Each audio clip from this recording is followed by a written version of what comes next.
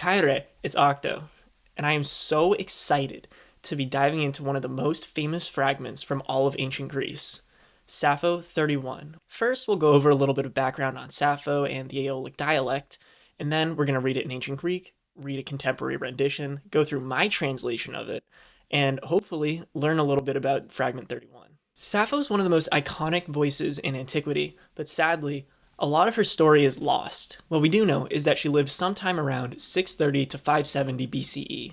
This places her after the great poets like Homer and Hesiod, during the time where Solon is ruling Athens and long before the philosophers like Socrates, Plato, and Aristotle came along.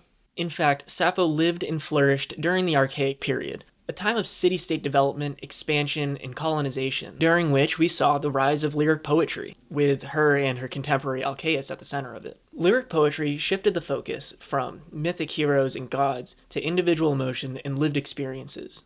This may not sound like a huge leap from a contemporary perspective, but I promise you from the ancient perspective, it was. The jump she pioneered was immense. Sappho came from the island of Lesbos, which is located in the northeastern Aegean. So right about here. Sappho was highly educated, so she probably came from an aristocratic and probably highly wealthy family. One that could at least afford the resources for her education and artistic cultivation. Her poems show both a deep emotional intelligence, but also mastery of poetic form and language. Not even to mention the performative aspects of it. So it's pretty likely that her social connections were really good and much better than most people of the time. While most of her poetry has been lost, surviving mostly from fragments and quotations from later authors, what remains is her reputation as one of the greatest poets of antiquity. Some critics even go as far as calling her the 10th muse. Before we dive into Fragment 31, let's take a quick look at the Aeolic dialect and some of its differences with Attic. Sappho wrote in the Aeolian dialect, and more specifically, the Lesbian subdialect. Sadly, we only have two remaining authors from this subdialect, being her and her contemporary Alcaeus. He wrote a bunch of political and drinking songs. Greg Naj over at Harvard believes that lyric poetry is inherently extremely performative. Naj wrote an article called Poetry as Performance, Homer and Beyond. It's supposed to be performed at a symposium, and he builds off of Perry and Lord's idea that Homeric poetry is extremely performative. In other words, it's spoken aloud, not written down. Naj also wrote another article called Did Sappho and Alcaeus Ever Meet?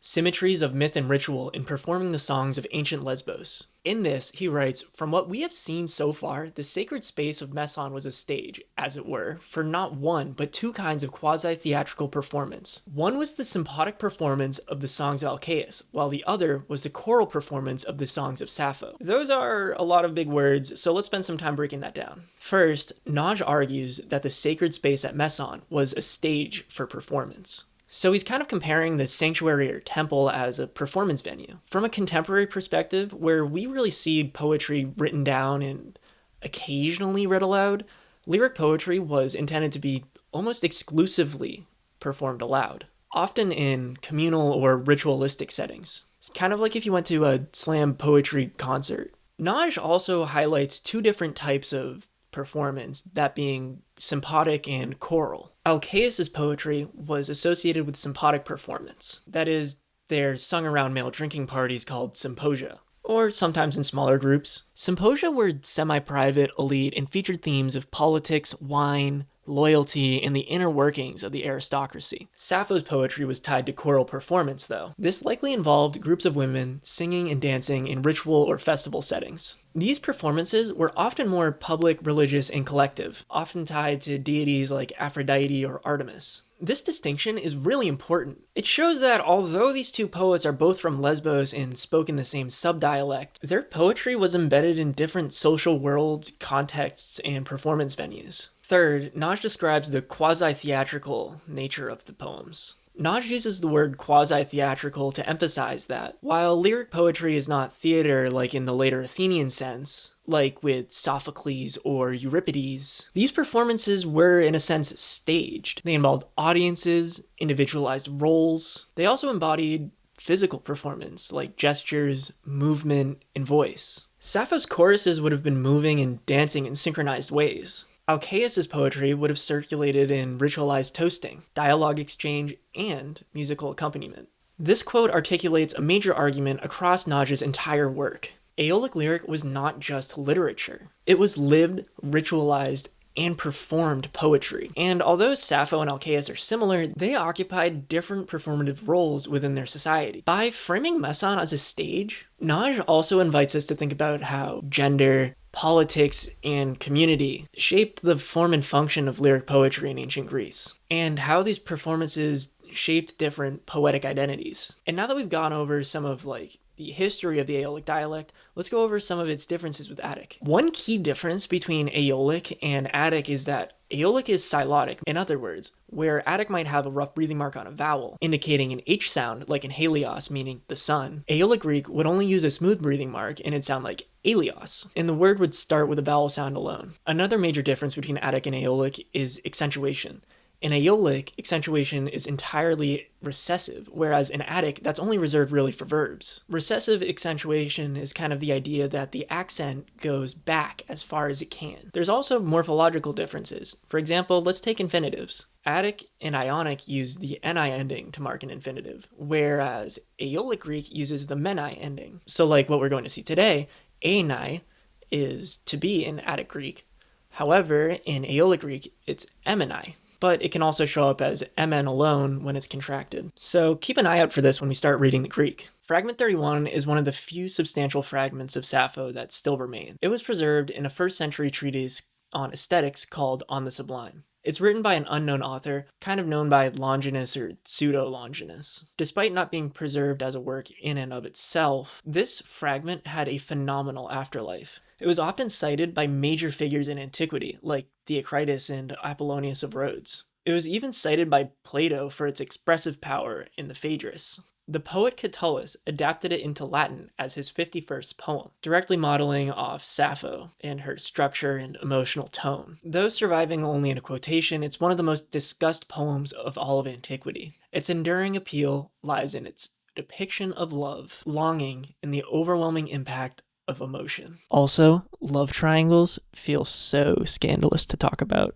Painetaimoi ke nos is os te oisin, amen oner otis en nontios toi, is danikai plasion aduponesas upakue, kai gelaisas imera en tomeman, Cardian and statesin epta esen, Oscar es ido broke o se ponas, uden et eke alakamen glosa e agelepton, dautica croi pur upode dromeken, Potesi duden orem epirombe sidakuai,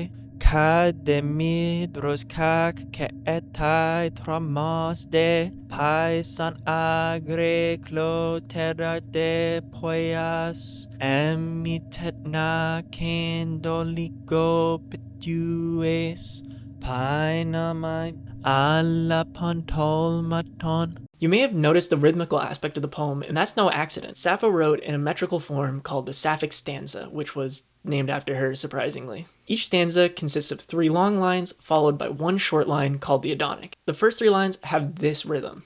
Boom, chick, boom, free. Boom, chick, boom, chick, boom, chick, boom, chick, boom.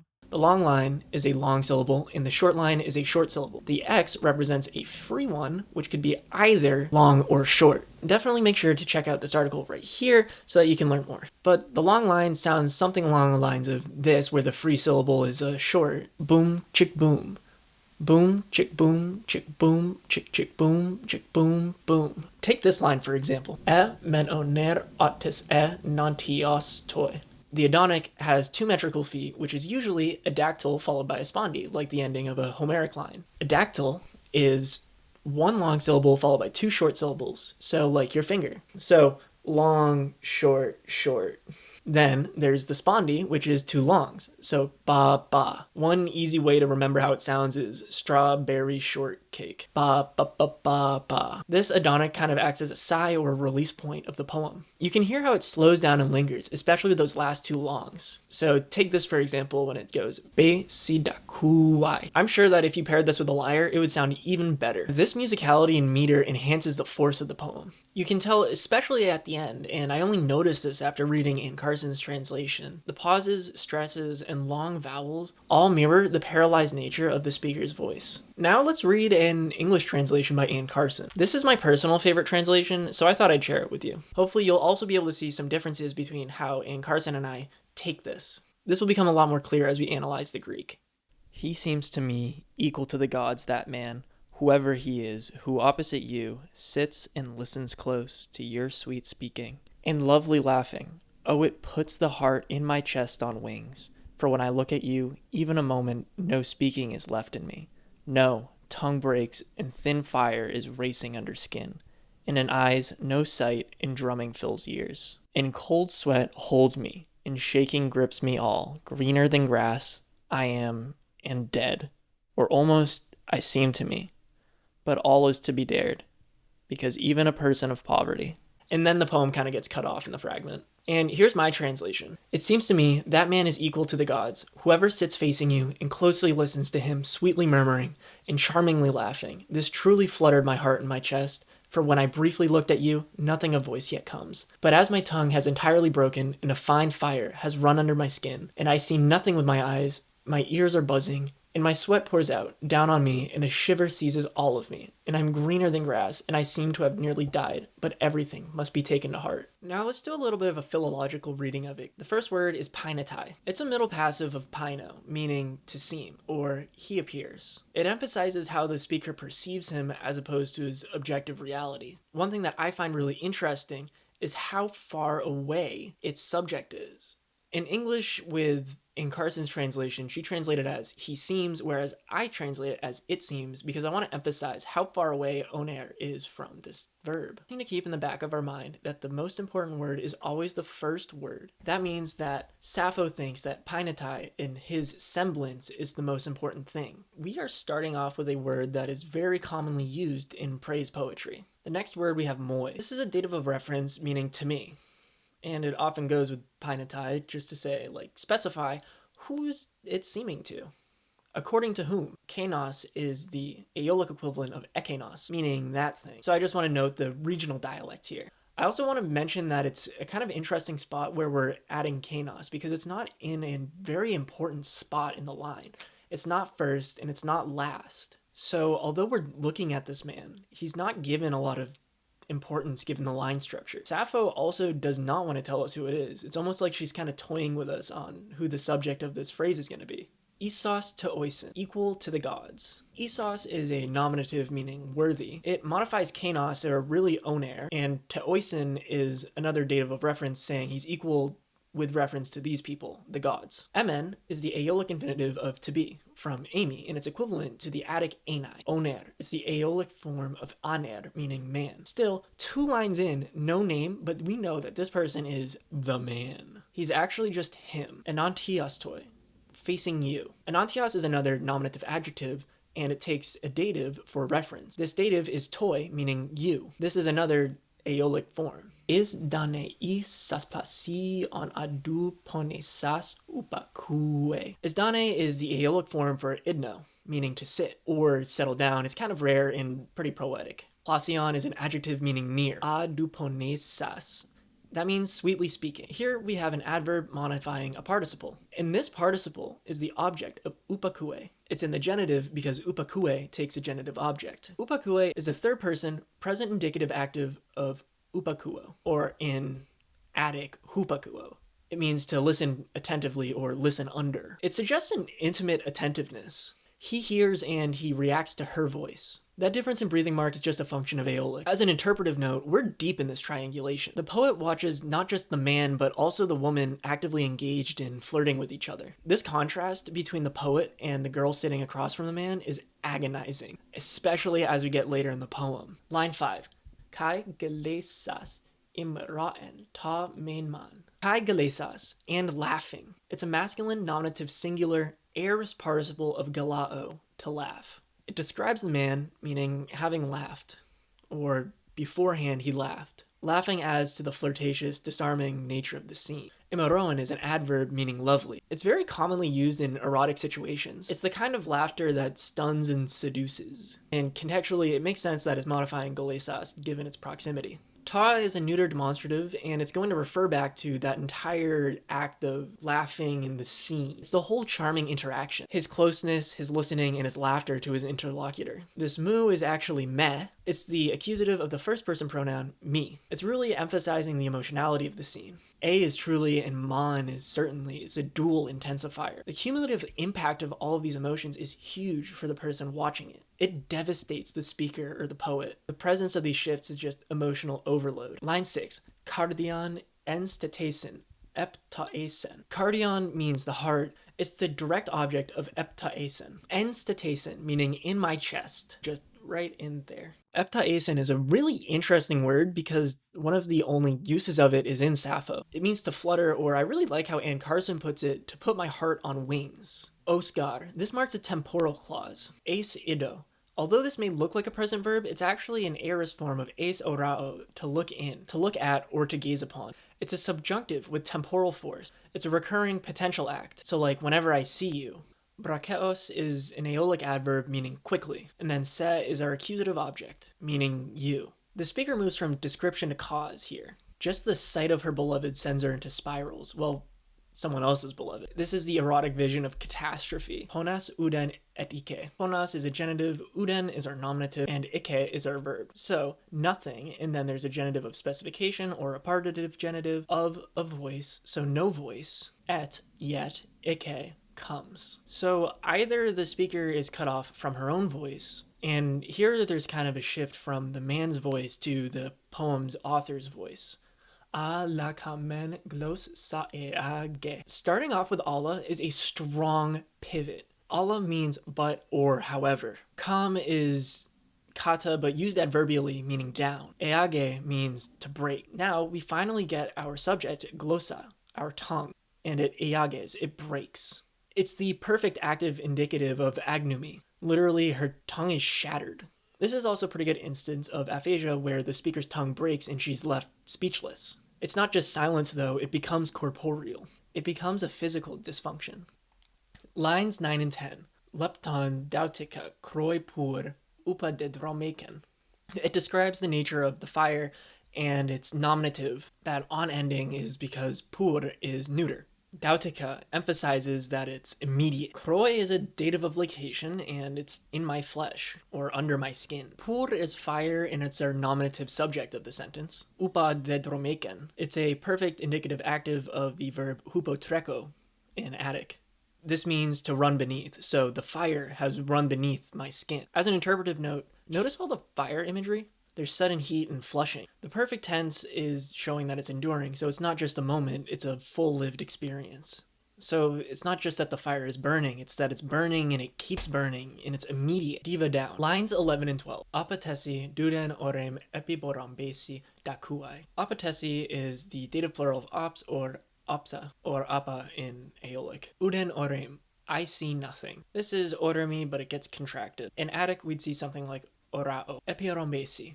This comes from epiorobeo, which is to buzz around. It also means to ring in the ears. Then aquae is our nominative. Our ears are shaking. As an interpretive note, this is a total sensory collapse. Her eyes fail, her ears are ringing. She's trapped in a physical panic attack. The body overtakes the mind. Longing has crossed paths with physiological crisis. Line 13, kad demidros kakeetai. I think this is probably the hardest line to say in the entire poem, and I think that's on purpose. So this is the form representing the emotion that she's trying to show.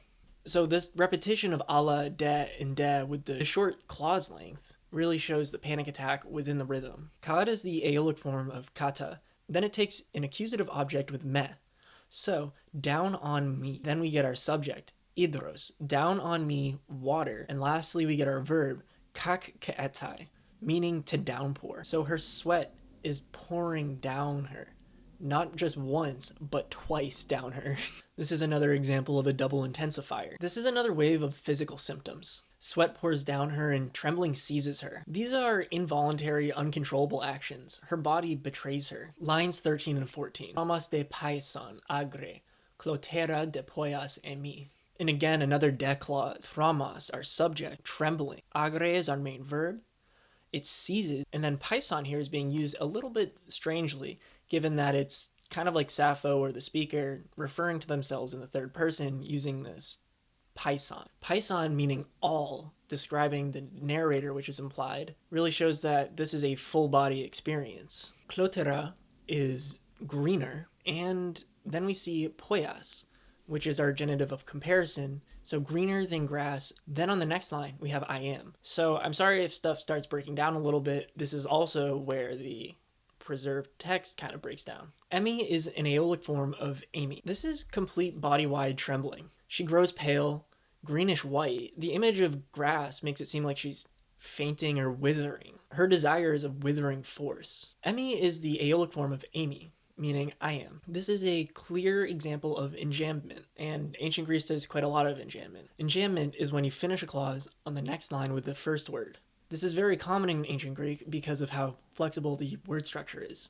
Since the syntax is flexible, you can put any word anywhere and make that the enjambed word. That being said, you will kind of sound like Yoda. Greener than grass, I am, and dead. I think Ann Carson putting I am on the next line actually does a really good job of pointing out that this is enjambed in the ancient Greek. Lines 15 and 16, tetnakain doligo, pedues painomai.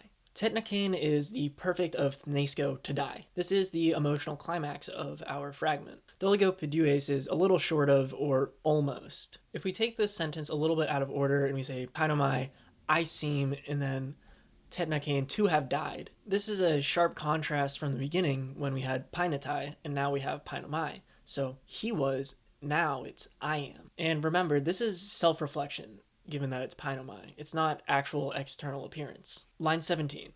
Alapan tomaton. Tomaton is the passive infinitive of tomao, to dare or to endure. This line is a little bit hard to translate because we don't really have the rest of the sentence, but I'll kind of go over what we do have, but saying we're changing the subject around again. Han, everything.